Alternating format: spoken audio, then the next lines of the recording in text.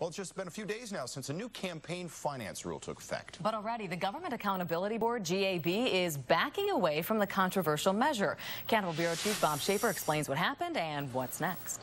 Well, Greg and Diana, we've all seen the so-called issue ads, the ones paid for by special interest groups, blasting candidates for their stances on this and that.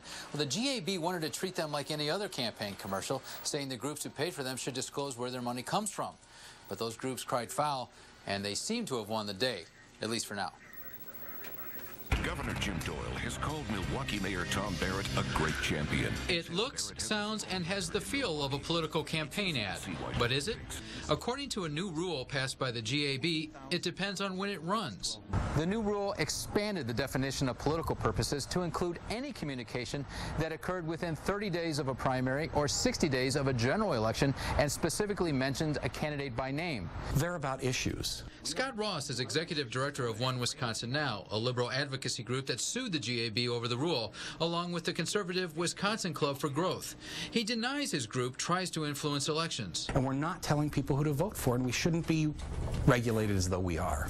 But Jay Heck, director of Common Cause, says that's nonsense, and that voters have the right to know who's paying for such ads. The ability for people to know who's trying to influence an election and their vote supersedes the desire by some of these outside groups to maintain anonymity and to maintain secrecy. In order to avoid a lengthy legal fight, the GAB said it would apply the new rule only on a case-by-case basis, not to every ad running in the election window.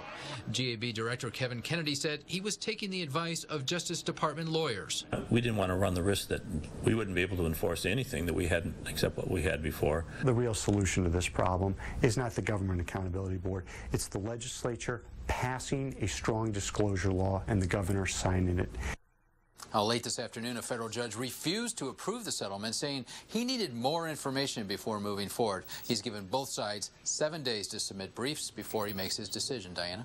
All right, Bob. In the meantime, the GAB promises it will live up to its agreement and not enforce the new rule as it was originally intended.